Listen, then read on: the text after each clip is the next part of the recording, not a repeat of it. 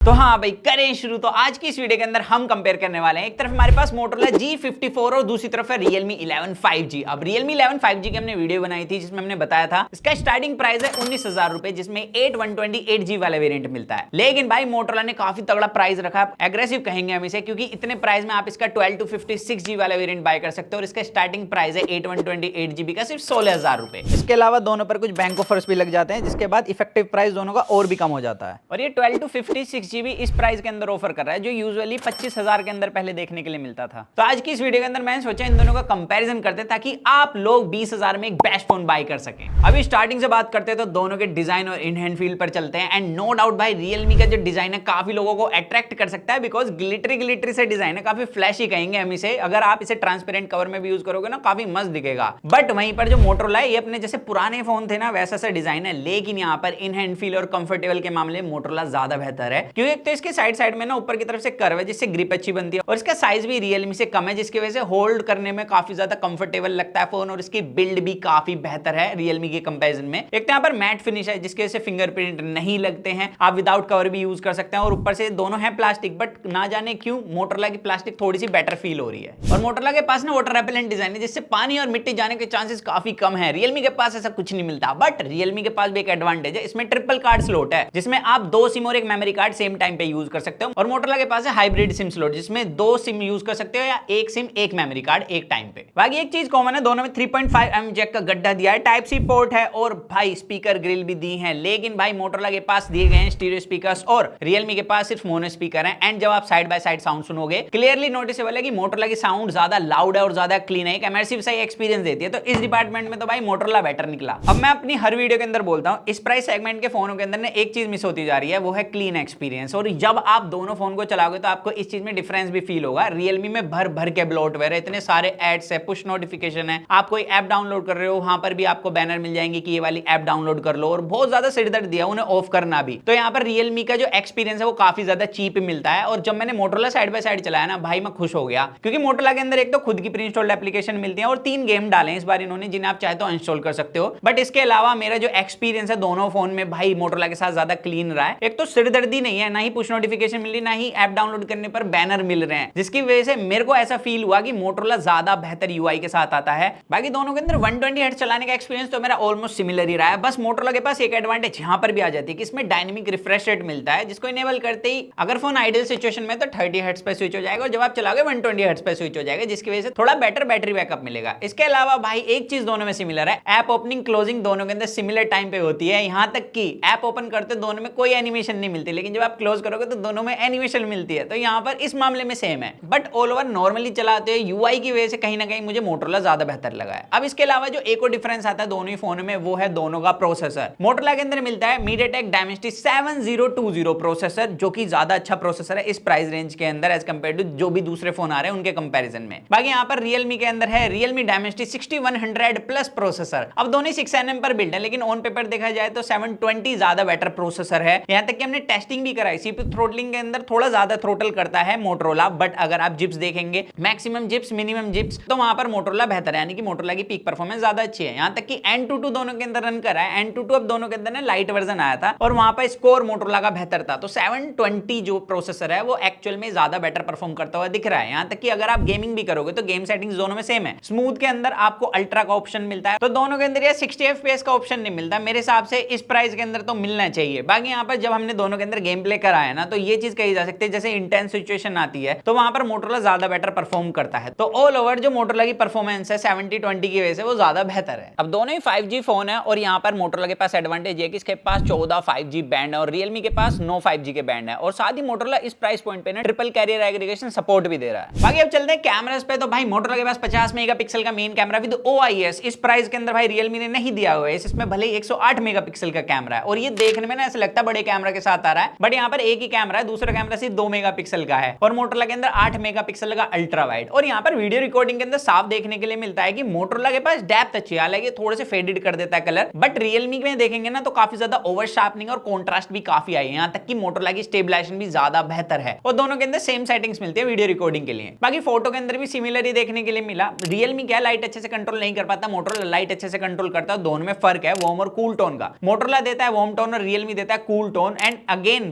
Video की तरह यहाँ पर भी थोड़ी सी हेजीनेस आ जाती है किसी की सिचुएशन में मोटरोला में। अदरवाइज मैक्सिमम सिचुएशन के अंदर आपके सामने खुद रिजल्ट है। आप बताना आपको किसकी फोटो अच्छी लगी। मुझे मोटरोला के बैक कैमरे की फोटो ज्यादा अच्छी लगी है और इसमें ultra wide angle camera sensor ही मिलता है जिससे आप ऐसे अल्ट्रा वाइड में फोटो बड़ी बड़ी बिल्डिंग को कैप्चर कर सकते हो, तो ये बेहतर चीज है। इसके अलावा फ्रंट कैमरे पे चले तो दोनों में 16 मेगापिक्सल का front camera and video recording आपके सामने है। आईफोन 1080p 30 fps में फ्रंट से वीडियो रिकॉर्ड कर सकते हैं एंड आई थिंक मोटरोला ने लाइट कंट्रोल ज्यादा अच्छे तरीके से करा है क्योंकि इसमें ना टी शर्ट वगैरह ज्यादा अच्छे से नजर आ रही है।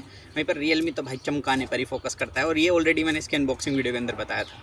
बाकी आप बताना आपको किसकी स्टेबलाइजेशन और वीडियो क्वालिटी ज्यादा बेटर लग रही है। तो फ्रंट में भी वीडियो रिकॉर्डिंग के मामले में भाई मोटरोला की मेरे को क्लैरिटी थोड़ी बेटर लगी है। एक तो स्किन टोन ज्यादा अच्छा है और ऊपर से ओवर शार्पनिंग इतनी नहीं कर रहा जितना कि रियलमी कर देता है। बाकी फोटो के अंदर भी सेम सीन है। फ्रंट कैमरे में सीधा सा पिक कर सकता हूं भाई मोटरोला को, चाहे वो एज डिटेक्शन हो चाहे वो स्किन टोन हो, और यहाँ तक कि एचडीआर भी मोटरोला का ज्यादा अच्छे से हिट होता है। तो रियलमी 11 की वीडियो में भी हमने देखा था कि इसके कैमरा इतने खास नहीं थे और वो यहाँ पर भी हमें देखने के लिए मिला है। अब यहाँ पर दोनों के पास एक चीज सिमिलर है, वो है IPS LCD panel full HD plus, और यहाँ पर दोनों ही डिस्प्ले 120 हर्ट्ज है जिसके हम ऑलरेडी बात कर चुके हैं। बस यहाँ पर डिस्प्ले में डिफरेंस आता है दो चीजों का। एक तो यहाँ पर साइज का, मोटरोला के पास 6.5 इंच की डिस्प्ले है एंड रियलमी के पास 6.7 इंच की डिस्प्ले, और वो सामने से फील होता भी है कि मोटरोला का फोन थोड़ा सा कॉम्पैक्ट है एज कंपेयर टू रियलमी। बाकी यहाँ पर जब आप दोनों के अंदर कंटेंट देखोगे तो यहाँ पर भाई दोनों के अंदर आप 2K में कंटेंट स्ट्रीम कर सकते हो, बट मोटरोला के पास अगेन एक एडवांटेज आती है कि यहाँ पर आप YouTube के अंदर HDR कंटेंट स्ट्रीम कर सकते हो 2K तक, बट Netflix में दोनों ही HDR में कंटेंट स्ट्रीम नहीं कराते। इसके अलावा जब दोनों के अंदर कंटेंट देखोगे तो यहाँ पर साफ डिफरेंस नोट होगा कि मोटरोला की डिस्प्ले थोड़ी सी वेल कैलिब्रेटेड है, यहाँ पर कलर्स अच्छे हैं,